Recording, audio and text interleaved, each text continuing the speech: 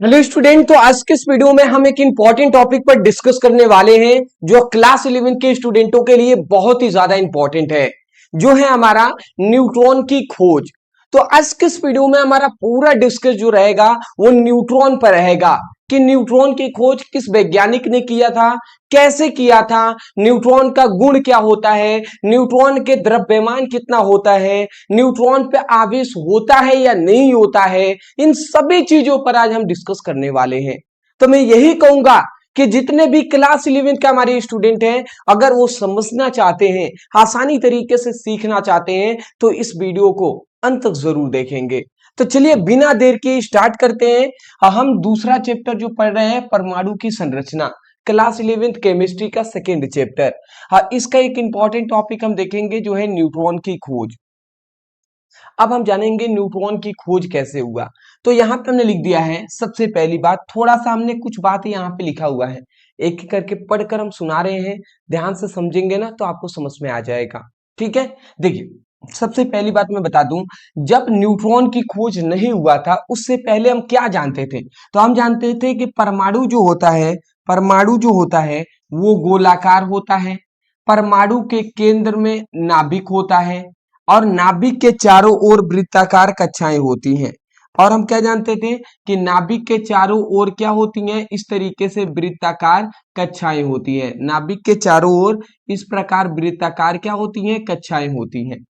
और इतना हम जानते थे कि जो वृत्ताकार कक्षाएं होती हैं उसमें इलेक्ट्रॉन पाए जाते हैं।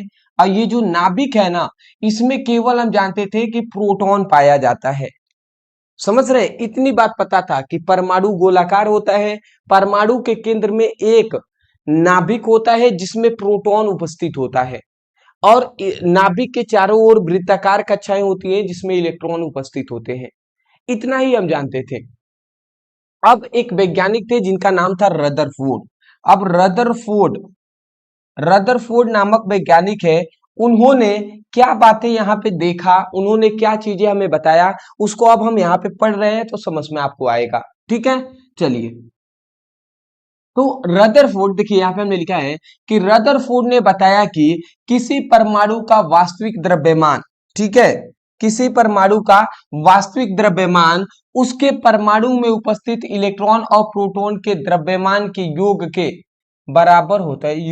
नहीं जी, ये तो गलत लिख दिया गया है। अरे यार, टाइपिंग में मिस्टेक कर देते हैं। ये थोड़ा मिस्टेक यहाँ पे किया गया है, इसको मैं इरेज कर दे रहा हूँ। ये कथन ही गलत हो जाएगा तब तो, ऐसा नहीं होना चाहिए। इलेक्ट्रॉन और प्रोटॉन के द्रव्यमान के योग से कुछ अधिक होता है,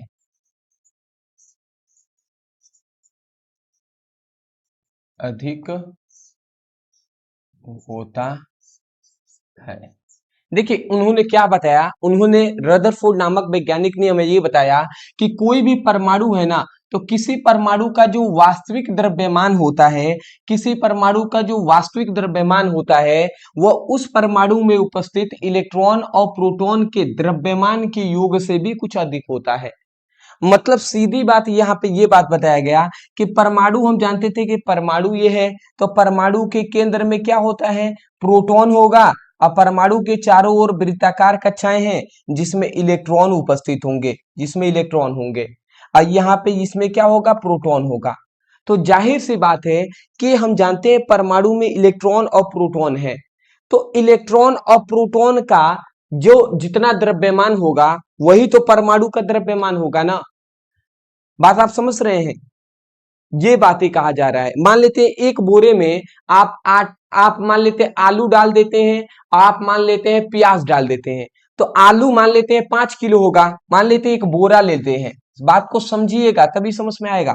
मान लेते हैं आलू आपने ले लिया 5 केजी, अब 5 केजी आपने प्याज ले लिया, तो टोटल अगर कोई भी पूछ ले कि इस बोरे का द्रव्यमान कितना होगा, तो आप कह देंगे 5 5 10 केजी इसका द्रव्यमान हो जाएगा।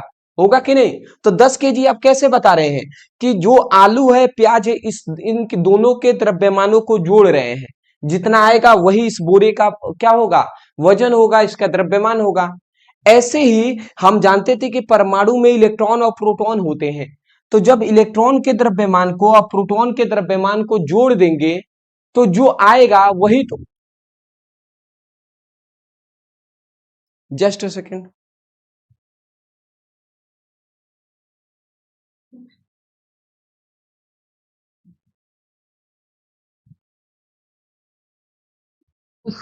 जस्ट अ सेकेंड, मैं माफी चाहूंगा, लाइट थोड़ी सी कट गई है, इसी की वजह से सब इन्वर्टर पे चल रहा है, इसलिए ऑफ करना जरूरी था, तो ऑफ हमने कर दिया है। देख लेते हैं कब तक चलता है। इन्वर्टर भी मेरा थोड़ा सा खराब हो चुका है, जल्दी नया भी लगवाया जाएगा जिससे कि क्लासेस रेगुलर हो सके। तो मैं ये कह रहा था कि अगर एक बोरे में आलू और प्याज है, तो आलू और प्याज के वजन को जोड़ेंगे 10 kg आएगा, तो आप कह देंगे इस बोरे में 10 kg, बोरे का द्रव्यमान 10 kg है। ऐसे ही एक परमाणु है, इसमें इलेक्ट्रॉन और प्रोटॉन है, तो अगर कोई पूछ दे कि परमाणु का कुल द्रव्यमान कितना होगा, तो आप क्या करेंगे, इलेक्ट्रॉन और प्रोटॉन को जोड़ेंगे। तो इलेक्ट्रॉन के द्रव्यमान को और प्रोटॉन के द्रव्यमान को अगर हम जोड़ रहे हैं ना, तो मान लेते हैं इलेक्ट्रॉन और प्रोटॉन के द्रव्यमान को जोड़ रहे हैं तो 15 आ रहा है, जबकि इस टोटल परमाणु का जो द्रव्यमान है वो मान लेते हैं कि वो 16 आ रहा है। ठीक है, या मान लेते हैं सपोर्टेड 16 नहीं तो मैं ये कह सकता हूं 20 आ रहा है, 20 आ रहा है। मतलब इस परमाणु का जो वास्तविक द्रव्यमान है वो इलेक्ट्रॉन और प्रोटॉन के कुल द्रव्यमान के योग से भी कुछ अधिक है। समझ रहे हैं? मतलब इस परमाणु का जो वास्तविक द्रव्यमान है, वास्तविक जो इसका मास है, मतलब वेट ही हम कह सकते हैं, तो इस परमाणु का जो वास्तविक वेट है ना, वो इस परमाणु में उपस्थित इलेक्ट्रॉन और प्रोटॉन के द्रव्यमानों के योग से कुछ अधिक आ रहा होता है। तो देख रहे हैं इलेक्ट्रॉन और प्रोटॉन का द्रव्यमान 15 है, तो इससे कुछ अधिक ही तो है इस परमाणु का वास्तविक द्रव्यमान। तो यहां पर यही बात बताया गया कि रदरफोर्ड ने बताया कि किसी परमाणु का जो वास्तविक द्रव्यमान है ना, वो उसके उस परमाणु में उपस्थित इलेक्ट्रॉन और प्रोटॉन के द्रव्यमान के योग से, इलेक्ट्रॉन और प्रोटॉन के द्रव्यमान के योग से कुछ अधिक होता है। इनसे कुछ अधिक होगा तो बिल्कुल 15 ये है, 15 से तो अधिक ही है 20।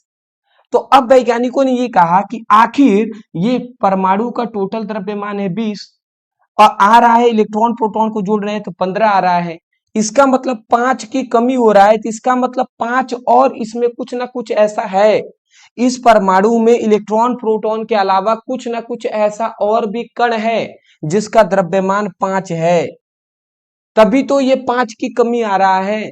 जबकि 5 वाला और भी कोई कण होगा जिसको हम जोड़ेंगे तब जाकर ये 20 होगा। तो यहीं से न्यूट्रॉन के बारे में खोजना स्टार्ट किए। तो अब रदरफोर्ड ने तो केवल हमें यही बात बताया था कि किसी परमाणु का वास्तविक द्रव्यमान उस परमाणु में उपस्थित इलेक्ट्रॉन और प्रोटॉन के द्रव्यमान के योग से कुछ अधिक होता है।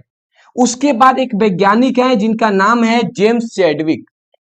उसके बाद तब हम इसके बारे में और जानना स्टार्ट किए, तो यहाँ पे लिखा गया अतः परमाणु में इलेक्ट्रॉन और प्रोटॉन के अतिरिक्त किसी तीसरे प्रकार का कण भी पाया जाता है जिसका द्रव्यमान लगभग प्रोटॉन के द्रव्यमान के बराबर होता है। तो इसी के आधार पर हमें ये पता चला कि इलेक्ट्रॉन प्रोटॉन के अलावा भी कोई तीसरा प्रकार का कण पाया जाता है परमाणु में और उसका जो द्रव्यमान है प्रोटॉन के द्रव्यमान के बराबर ही होता है। आशा करता हूं आप समझ गए होंगे। तो इतनी बात हमें बताई गई, तो ये बातें आपको आसानी से समझ में आ गई होंगी। ठीक है ना, मैं आशा करता हूं आपको आसानी से ये सभी बातें समझ में आई होंगी। तो इसको आपको याद कर लेना है, ठीक है ना, इसको आपको याद कर लेना है। चलिए, तो इतना आप लिख लेंगे। उसके बाद अब इसकी पुष्टि जो करेंगे, उसके बाद आप कैसे खोज हुआ, तो देखिए रदरफोर्ड ने तो हमें केवल इतना बताया, फिर रदरफोर्ड की इस सुझाव की पुष्टि जेम्स चैडविक ने किया था। अब रदरफोर्ड ने इतना बात कह दिया था, पर रदरफोर्ड ने न्यूट्रॉन की खोज नहीं किया था, बस इतना कहा था कि वास्तविक द्रव्यमान जो होता है इलेक्ट्रॉन प्रोटॉन के द्रव्यमान से कुछ अधिक होता है। उसके बाद अब इसकी खोज जो करने लगे जेम्स चैडविक, इसके बारे में जानने लगे कि आखिर क्यों अधिक होता है, कौन सा ऐसा कण है, तो उसके बारे में खोज करने लगे। तो जेम्स चैडविक ने क्या बताया, जेम्स चैडविक ने लिथियम और बेरिलियम जैसे हल्के तत्वों पर जब अल्फा कणों का बौछार कराया तो उन्होंने कुछ उदासीन कण प्राप्त हुए जिन्हें उन्होंने न्यूट्रॉन कह दिया। समझ रहे हैं? तो सिंपल सी बात है कि लिथियम और बेरिलियम के दो हल्के तत्वों पर अल्फा कणों का बौछार कराया तो उन्हें कुछ उदासीन कण मिले और उसी उदासीन कणों को इन्होंने नाम दिया न्यूट्रॉन। और उदासीन कण का मतलब होता है न्यूट्रॉन पर कोई आवेश नहीं होता है। सॉरी स्टूडेंट, वीडियो में थोड़ी सी लाइट की प्रॉब्लम थी, इसकी वजह से वीडियो कट गया था। चलिए हम आपको बता रहे थे कि जेम्स चैडविक ने जब इतनी बात रदरफोर्ड ने बता दिए, उसके बाद जो जेम्स चैडविक नामक एक वैज्ञानिक है, उन्होंने क्या किया, उन्होंने एक प्रयोग किया और उसमें इन्होंने क्या किया, लिथियम तत्व को लिए और बेरिलियम तत्व को लिए। लिथियम और बेरिलियम जैसे दो हल्के तत्वों को लेकर और उस पर क्या किया, उन्होंने अल्फा कणों का बौछार कराया और बौछार कराया तो इन्हें कुछ उदासीन कण प्राप्त हुए और इन उदासीन कणों को ही इन्होंने न्यूट्रॉन नाम दे दिया, इनको न्यूट्रॉन इन्होंने कहा। उदासीन कण का मतलब समझ रहे होंगे ना? उदासीन कण का मतलब कि ऐसा कोई कण जिस पर कोई आवेश ना हो। जैसे कि इलेक्ट्रॉन जो होता है, इलेक्ट्रॉन पर ऋणात्मक आवेश होता है, जो प्रोटॉन होता है उस पर धनात्मक आवेश होता है, और न्यूट्रॉन को हम n से दर्शाते हैं तो इस पर कोई आवेश नहीं होता है, इसलिए हम n0 लिख सकते हैं। या हम ओनली n से भी दर्शा सकते हैं, न्यूट्रॉन को केवल n से भी दर्शा सकते हैं। आशा करता हूं आप समझ गए होंगे। तो न्यूट्रॉन पे कोई आवेश नहीं होता है, प्रोटॉन पर धनात्मक आवेश, इलेक्ट्रॉन पर ऋणात्मक आवेश होता है। इतनी बेसिक बात तो आपको पता ही होगा। ठीक है, उसके बाद यहाँ पे हम बता रहे हैं कि इन्हें 0n1 से प्रदर्शित करते हैं। मतलब इन्हें 0n1 से भी प्रदर्शित करते हैं न्यूट्रॉन को, इस तरीके से। दूसरी बात, न्यूट्रॉन भी परमाणु के नाभिक में होता है। मतलब जेम्स चैडविक ने हमें बताया कि जो ये हमारा परमाणु है, तो परमाणु का ये जो हमारा केंद्र है, परमाणु का जो हमारा ये केंद्र है, इसमें दो चीजें होती हैं। इसमें क्या क्या पाया जाता है, तो इसमें तो प्रोटॉन भी होता है, इसमें प्रोटॉन भी होता है और इसी नाभिक में ही न्यूट्रॉन भी होता है, इसी नाभिक में न्यूट्रॉन भी पाया जाता है। और नाभिक के चारों ओर वृत्ताकार कक्षाएं होती हैं और इस वृत्ताकार कक्षाएं में इलेक्ट्रॉन क्या करता है, घूमता है, इलेक्ट्रॉन गति करता है। आशा करता हूं इतनी बात समझ गए होंगे। तो इतनी बात हमें न्यूट्रॉन के बारे में जेम्स चैडविक ने बताया। अगर आपसे कोई पूछ दे न्यूट्रॉन की खोज किसने किया था, तो आप क्या नाम देंगे? जेम्स चैडविक ने न्यूट्रॉन की खोज किया था। अब यहाँ पे दो तीन क्वेश्चन अक्सर स्टूडेंटों से पूछ लिया जाता है कि आखिर यहाँ पे दो तीन क्वेश्चन क्या पूछे जाते हैं। सबसे पहली बात, यहाँ पे मैं इसको थोड़ा सा पढ़कर दो लाइन सुना दे रहा हूँ, उसके बाद आवश्यक चीजों पर डिस्कस करेंगे। नोट्स में हमने क्या लिखा हुआ है, सबसे पहली बात यहाँ पे हमने बताया है कि वास्तव में एक न्यूट्रॉन एक इलेक्ट्रॉन और एक प्रोटॉन के से मिलकर बना होता है। मतलब वास्तव में जो न्यूट्रॉन होता है ना, वो एक इलेक्ट्रॉन तथा एक प्रोटॉन दोनों से मिलकर जो बनता है, तब जाकर एक न्यूट्रॉन का निर्माण होता है। ये बातें कहा गया। दूसरी बात यहाँ पे याद रखेंगे कि नाभिक के अंदर न्यूट्रॉन जो होता है वो अस्थाई होता है, परंतु नाभिक के बाहर न्यूट्रॉन की जीवन काल केवल 17 सेकेंड ही होता है। मतलब ये बात बताया गया कि जो ये हमारा परमाणु है, तो परमाणु के केंद्र में नाभिक होता है और नाभिक में क्या पाया जाता है, इस नाभिक में न्यूट्रॉन भी होता है, प्रोटॉन भी होता है। तो अगर अगर इस नाभिक में न्यूट्रॉन रहेगा तो ये स्टेबल है, मतलब अस्थाई रहेगा, सुकून से रहेगा, कोई दिक्कत नहीं है। परंतु ये न्यूट्रॉन अगर जैसे ही बाहर निकल जाता है, बाहर अगर निकल जाएगा, तो ये केवल केवल 17 मिनट तक ही, केवल 17 मिनट तक ही ये अस्तित्व में रहेगा। उसके बाद ये अपने आप ही समाप्त हो जाएगा, नष्ट हो जाएगा। समझ रहे हैं? और नाभिक में रहेगा तो हमेशा ये जीवित रहेगा, ठीक है, हमेशा अस्तित्व में रहेगा। तो ये बातें बताई गई। चलिए, ये दो इंपॉर्टेंट नोट्स थे जो हमने आपको बता दिए। अब यहाँ पे अक्सर दो तीन क्वेश्चन है, वो टीचरों के से या कोई बड़े भैया है वो आपसे पूछ सकते हैं। सबसे पहला पूछा क्या जाता है कि इलेक्ट्रॉन के खोजकर्ता कौन है? तो इलेक्ट्रॉन की खोज जे थॉमसन नामक वैज्ञानिक ने किया था, ठीक है, इन्हीं को टॉमसन भी कहा जाता है। तो इलेक्ट्रॉन की खोज जे थॉमसन ने किया था, प्रोटॉन की खोज रदरफोर्ड ने किया था और न्यूट्रॉन की खोज जेम्स चैडविक ने किया था। तो इतनी बात याद रखेंगे। दूसरी बात, इलेक्ट्रॉन पर कितना आवेश होता है, तो -1.602 इंटू 10⁻⁻19 कूलाम का ऋण आवेश होता है। ठीक है, प्रोटॉन पर कितना आवेश होता है, तो +1.602 इंटू 10⁻⁻19 कूलाम का धन आवेश होता है। अगला आता है हमारा यहाँ पे न्यूट्रॉन। न्यूट्रॉन पर कितना आवेश होता है, तो न्यूट्रॉन उदासीन कण है, इसलिए इस पर कोई आवेश नहीं होता है, तो 0 हमने लिखा है। उसके बाद याद रखेंगे इलेक्ट्रॉन का द्रव्यमान कितना होता है, तो 9.109 इंटू 10⁻⁻31 किलोग्राम होता है। ठीक है, अगला आता है प्रोटॉन का द्रव्यमान कितना होता है, तो 1.672 इंटू 10⁻27 केजी होता है। और न्यूट्रॉन का द्रव्यमान कितना होता है, तो 1.675 इंटू 10⁻⁻27 केजी होता है।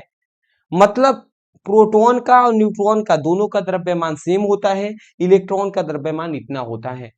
मैं आशा करता हूं कि आपको बात समझ में आ गई होंगी। तो ये सब बेसिक बात है जो आपको पता रखना है। एक आवश्यक और बात है कि न्यूट्रॉन के कुछ हम गुण जान लेते हैं जो आवश्यक है जी। तो न्यूट्रॉन का हम यहाँ पे गुण लेकर लिख दिए हैं। तो इसके निम्नलिखित गुण होते हैं। सबसे पहला कि न्यूट्रॉन एक विद्युत स्थलीय कण होता है।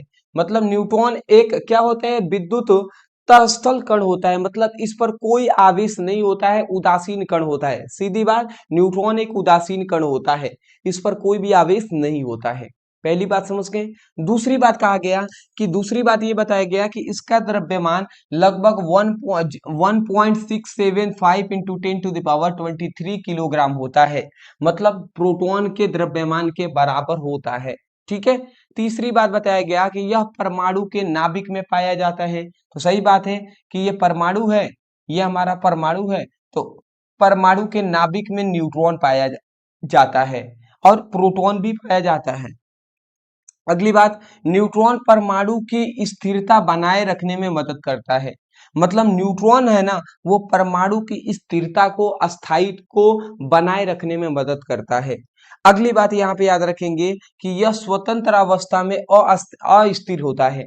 मतलब ये स्वतंत्र अवस्था में ये अस्थिर रहेगा। अगर हम इसको फ्रीडम छोड़ दें, स्वतंत्र अवस्था में छोड़ दें, तो अभी हमने बताया 17 मिनट या 15 मिनट तक ही जीवित रहेगा। 15 से 17 मिनट का लगभग जीवित रहेगा, उसके बाद ये अपने आप नष्ट हो जाएगा। तो वही बात लिखा गया है, यह स्वतंत्र अवस्था में अस्थिर रहता है, मतलब अस्थायी नहीं रहता है, और लगभग 15 मिनट में प्रोटॉन में बदल जाता है। मतलब क्या होगा कि जो न्यूट्रॉन है ना, अगर ये अस्थायी रूप से अगर हम छोड़ देते हैं, मतलब इसको अस्थायी रूप से छोड़ देंगे, स्वतंत्र रूप से छोड़ देंगे, ठीक है, ये नाभिक जो न्यूट्रॉन है ये परमाणु से बाहर निकल जाएगा, तो ये 15 मिनट तक तो न्यूट्रॉन रहेगा और उसके बाद ये अपने आप ही प्रोटॉन में चेंज हो जाएगा। बात आप समझ गए। तो ये बातें हैं, ये कुछ गुण है न्यूट्रॉन का जो आपको जानना आवश्यक है। मैं आशा करता हूं आप समझ गए होंगे।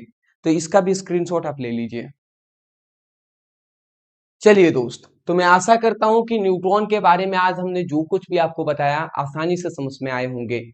मैं सिर्फ इतना कहूंगा, वीडियो पसंद आया तो वीडियो को लाइक कीजिएगा। आगे आपको किस टॉपिक पर वीडियो चाहिए आप हमें कमेंट में बताइएगा। और जल्द ही हम आपको लिए एक फ्री में न्यू बैच लॉन्च करेंगे, जिसमें हम चैप्टर वाइज सभी इंपॉर्टेंट आपके क्वेश्चन को कराएंगे वन शॉट वीडियो के माध्यम से। तो वो भी आप चाहते हैं तो कमेंट में हमें जरूर बताएंगे। Thank you so much for watching this video. Thank you.